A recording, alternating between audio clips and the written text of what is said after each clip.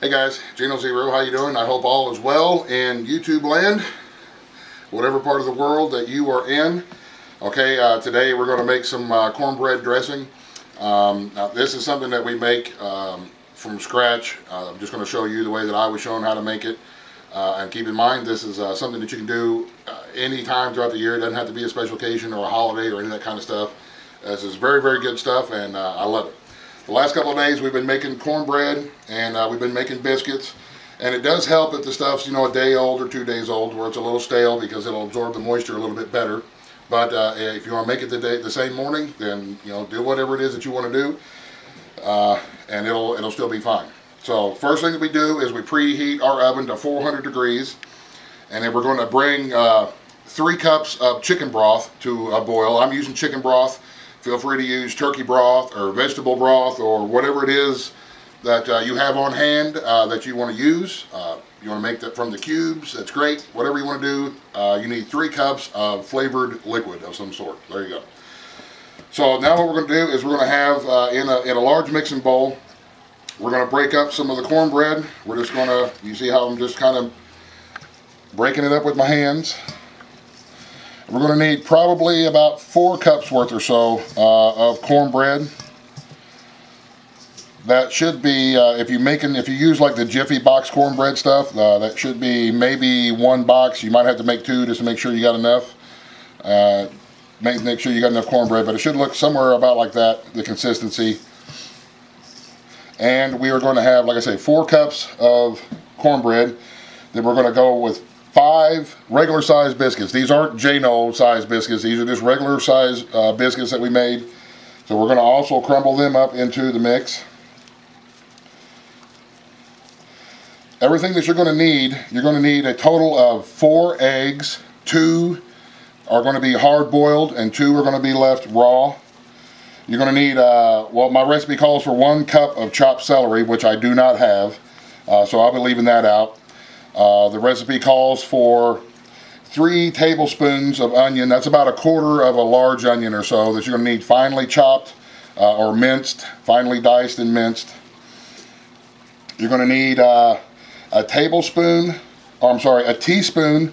of, the recipe again, it calls for sage, but I'm going to use poultry seasoning in mine because I like sage, but I like very, very small amounts of sage. I don't like a real sagey flavor. So like I said, again, I'm going to use poultry seasoning instead of sage, and about 1/2 teaspoon or so of black pepper, and that's going to be about it. Alright, we've got our bread now in the bowl. We're going to mix the 2 types of breadcrumbs together.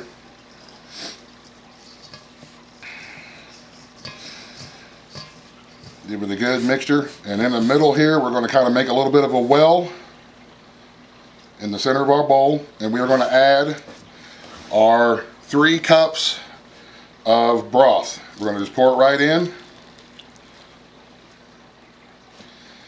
We're going to mix it up. Be careful, it is hot. Use a fork if you have a fork handy. I don't, I have my fingers. We're going to mix it up, and we're going to let this sit just like this for about 5 minutes and let that bread absorb all of the broth that it can and all the ooey gooey deliciousness. So now we're just going to cover this with a towel, and we're going to let it set for about 5 minutes. So I will see you 5 minutes. Okay guys, we are at 5 minutes. You can see how the bread has soaked up the broth, which is beautiful. It's exactly what we want. Just like that. Now we are going to add our 2 raw eggs, and this is when we're going to add all the rest of our seasoning. But we're going to add our eggs in first and give them a good stirring in, just like this. Make sure that it's all combined.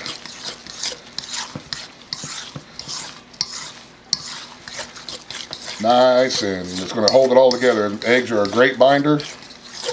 We're just going to use them as a binder to bind it all together. Now we're going to add, I don't know, 1/2 teaspoon to a teaspoon or so of freshly ground black pepper.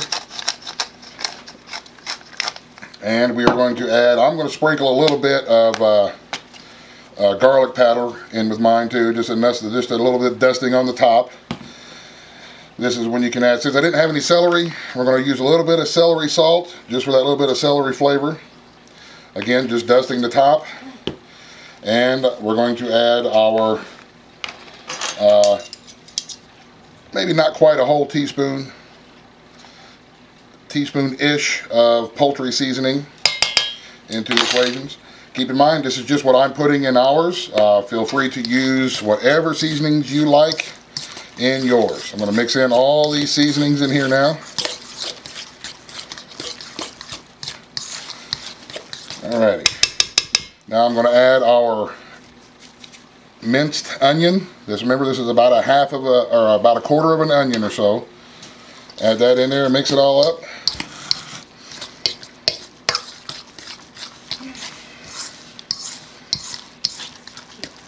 And the very last thing that we're going to add is our 2 chopped hard-boiled eggs into the mix.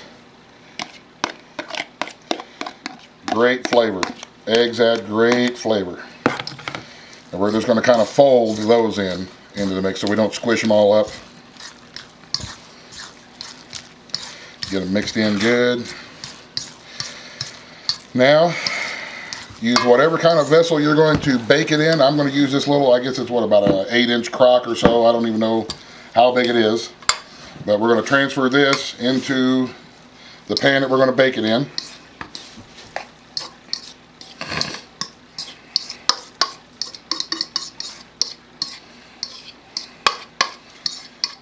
Just like that. Smooth it out.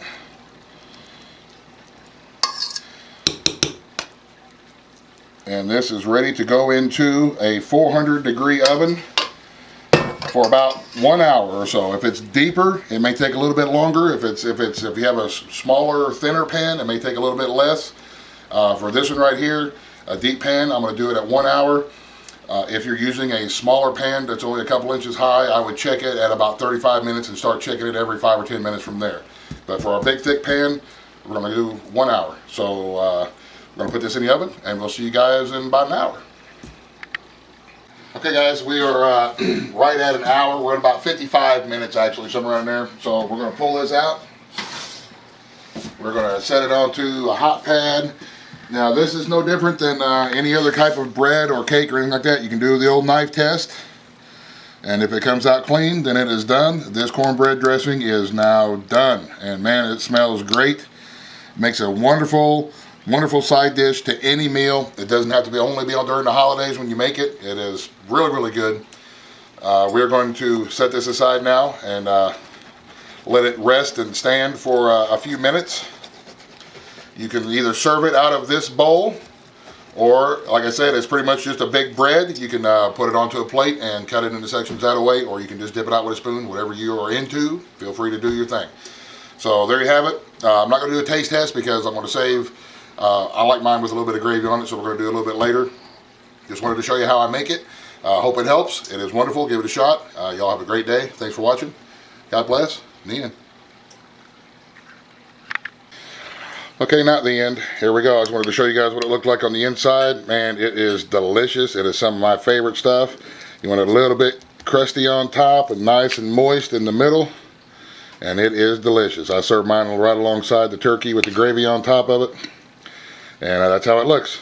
So anyway, like I said, I just wanted to show you guys what it's supposed to look like on the inside. Good stuff. Definitely give it a try. Okay, y'all. The end. Again. Buzz, buzz. The end.